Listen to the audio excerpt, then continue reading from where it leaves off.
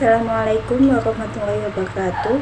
Perkenalkan, nama saya Risma Nikma dengan akhiran NIM 072 yang akan menjelaskan tentang lingkungan dan lembaga pendidikan menurut pandangan Islam dengan subbab yang pertama, fungsi lingkungan pendidikan Islam, dan yang kedua, fungsi lembaga pendidikan Islam. Langsung saja saya akan menjelaskan tentang fungsi lingkungan pendidikan Islam.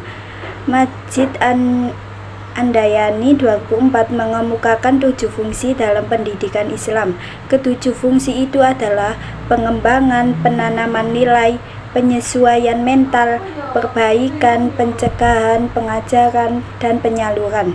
Sedangkan Mashkur 2015 mengenalkan fungsi mempersiapkan peserta didik menjadi anggota masyarakat yang memahami dan mengamalkan nilai-nilai ajaran agama Islam.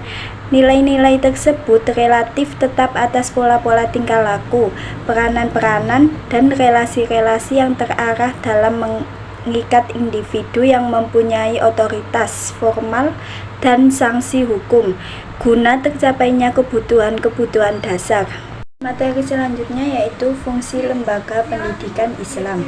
Pendidikan adalah keindahan proses belajar mengajar dengan pendekatan manusianya atau mindset, dan bukan sekedar memindahkan otak dari kepala atau mengalihkan mesin ke tangan dan sebaliknya. Dari sudut pandang masyarakat, pendidikan adalah proses sosialisasi, yakni memasyarakatkan nilai-nilai, ilmu pengetahuan, dan keterampilan dalam kehidupan. Berikut beberapa fungsi utama lembaga pendidikan menurut Islam. Yang pertama, membentuk pribadi muslim yang kafah, yaitu pendidikan Islam yang bertujuan mencetak individu yang seimbang antara iman, ilmu, dan amal soleh. Yang kedua, menanamkan nilai-nilai akhlak mulia. Pendidikan karakter menjadi fokus utama, seperti jujur, amanah, tanggung jawab, dan toleransi. Yang ketiga, mengembangkan potensi intelektual. Selain ilmu agama, lembaga pendidikan Islam juga menekankan pentingnya pengembangan ilmu pengetahuan umum. Yang keempat, menyiapkan generasi penerus yang berkualitas. Pendidikan Islam juga bertujuan menghasilkan generasi yang siap menghadapi tantangan zaman dan menjadi pemimpin yang baik. Yang kelima, melestarikan nilai-nilai Islam.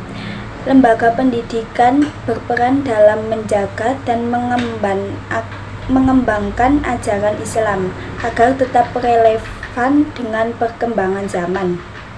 Adapun menurut Abdurrahman Albani, sebagaimana dikutip Adi Sasono 1998 menggambarkan bahwa pendidikan mencakup 3 faktor yang mesti dilakukan secara bertahap.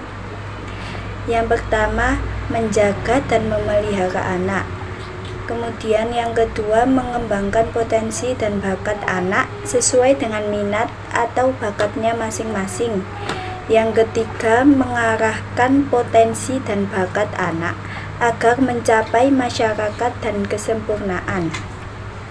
Dalam studi kependidikan, sebutan pendidikan Islam pada umumnya dipahami sebagai suatu ciri khas, yaitu jenis pendidikan yang berlatar belakang keagamaan. Dapat juga digambarkan bahwa pendidikan yang mampu membentuk manusia yang unggul secara intelektual, kaya dalam amal, dan anggun dalam moral. Perkembangan pendidikan Islam saat ini terletak pada fungsi kolaboratif pesantren dan masjid sebagai bagian sentral penyebaran ilmu agama yang mampu memiliki sinergitas dan kolaboratif yang baik, sehingga mampu mengembangkan pendidikan Islam menjadi semakin berkembang di tengah-tengah masyarakat, seperti pembentukan boarding school dan sekolah Islam terpadu.